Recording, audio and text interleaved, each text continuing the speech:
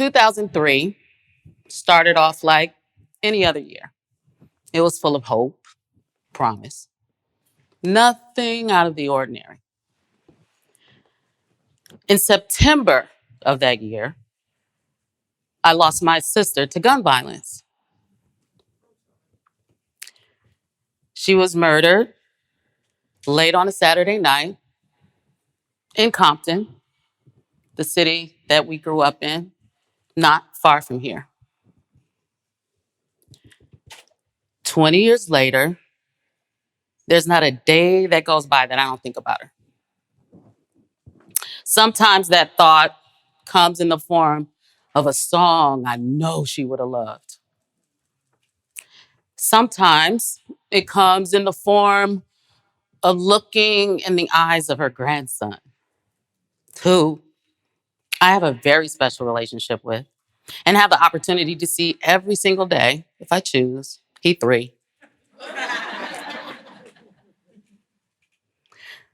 But the fact of the matter is, here it is, 20 years later, and I still consider her, think of her, and I still have to cope with that significant loss. And it's not easy, but I am coping. So, what is coping, really? In simple terms, it's the methodologies that we use to deal with life's stressful situations. And we have those, right? In fact, today, we deal with more complex, stressful situations than any other period of time before us. Mass shootings are happening on a weekly basis. School shootings, children. There's economic crisis. Have y'all been to the grocery store? And I like to cook. Eggs. I'm just saying. But these are all real triggering stressors that we have to deal with on an everyday basis. And it makes it impossible sometimes to even breathe. So we have to develop some sort of coping mechanism to deal with it all, but we're struggling. We're struggling in that area. So how can we be better? Because if we don't get better, it's going to continue to have a negative effect on our communities. And that rippling negative effect affects us all, this worldwide community we have at large. I know some of you are thinking, maybe how? Let's look at one data point, suicide. They often don't talk about suicide in Black and brown communities as if it doesn't matter as much. But from the years 2020 to 2021, suicide rates went up after several years of decline, I might add, went up to 14.5%. And it's higher than that now. And as a matter of fact, for women and men, there's a disparity, but men are twice as likely to commit suicide than women are. Why is that? Do you not think that that's not going to have effect on our communities? And that trauma that it creates to the families that are left behind, what do we do with that? How are we dealing with it? Oftentimes, we're left wondering, how did I miss it? How did I not know that something was wrong? There are ways to identify when someone's having trouble coping and dealing with trauma. Are they talking negatively all the time, even through laughter? Are they not sleeping? Are they sleeping too much? Are they eating or not eating enough? Are they having trouble remembering things? Are they disassociated? These are all signs that someone is really struggling with coping with their world. And these things end up affecting all of us. We don't live in isolation. Sometimes we oftentimes look to history, right? Because we want to know how we got here. Let's take a short look back to baby boomers. One thing that I'm not good on Instagram, but one thing that I have seen is there's this real battle going on with millennials, Gen Z, Gen X, and all the people, baby boomers. They're known as a real resilient generation. Pick yourself up by your bootstraps. You go to work, you do what you have to do. Love them. My mom. They wanted to create a better life for their children. So what did they do? Oftentimes, they shielded us from the things that they were experiencing, from problems, from trauma. And in doing that, we didn't oftentimes have to develop certain coping mechanisms. Everything was fixed for us. And they were doing it out of love. But the residual effect of that is that in the world that we live in, bad things are going to happen. And if we don't have the skill set to deal with those things, then as a society, we're going to crumble. So, trying to be solution oriented, what can we do? When preparing this, there are, I think I saw 8 or 9 strategies that we could use, but I've narrowed them down. We have a limited amount of time to 5. 5 that I think are extremely helpful strategies and coping that we can use on a day-to-day basis for different situations. The first one is one that's dear to my heart because it's one that I use a lot, and that's religious or spiritual coping strategies. Aligning yourself with certain faith traditions helps you to feel connected to your world.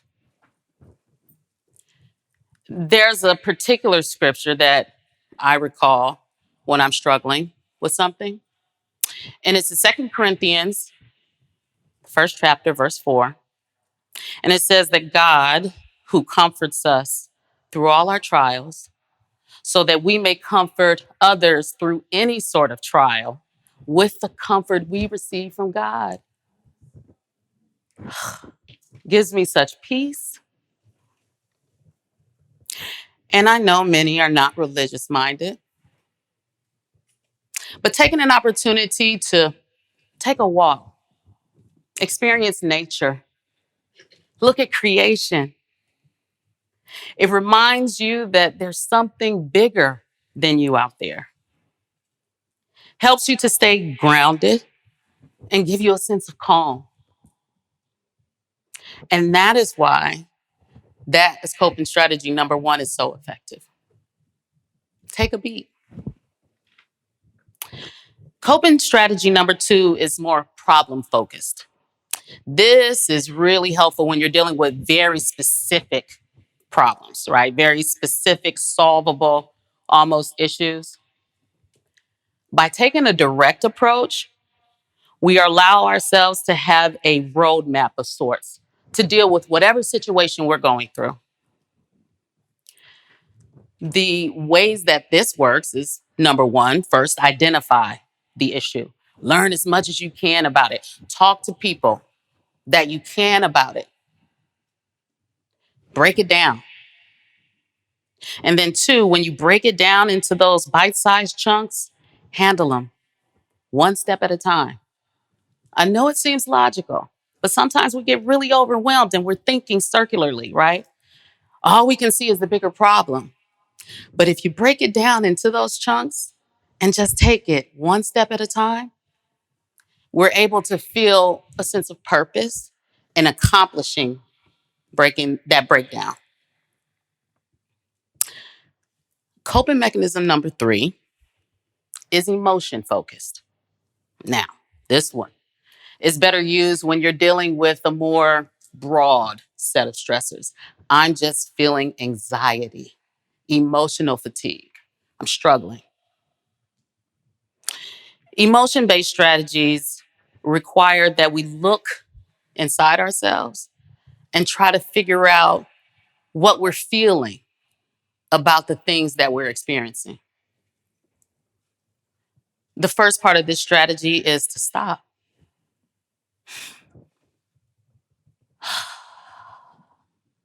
Take a breath.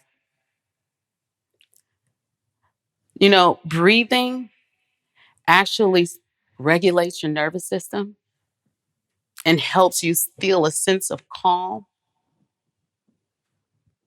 And then number two, and this one, sometimes people may be a little bit hesitant to do, dance, creative expression, sing, art, write poetry. Nobody got to hear it. But focusing your emotions in a creative way really helps you to release. And sometimes that's just what you need to do.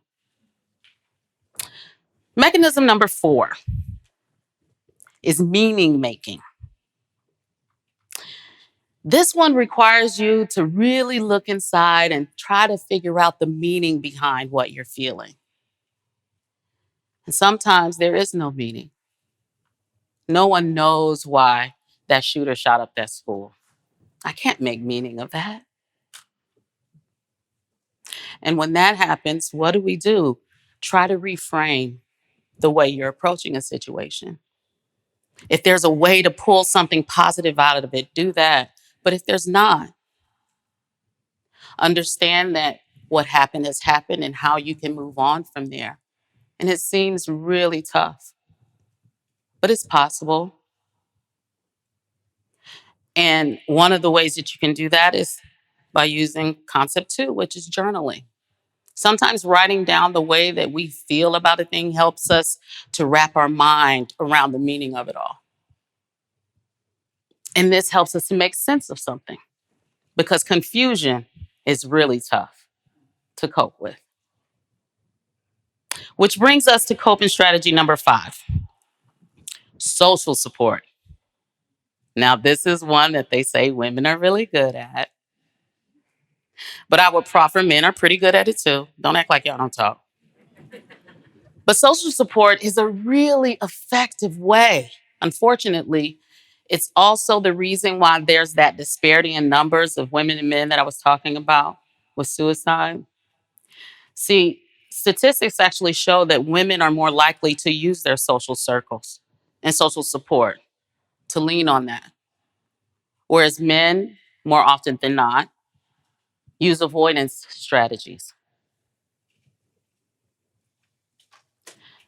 By turning to someone, a trusted friend, confidant, someone who is not going to judge us, it really helps us to have a sense of peace about a situation. And maybe it's not someone you know, but someone who's knowledgeable or wise or older, just to be able to express. Number 2, that's the second piece of it, for those same reasons.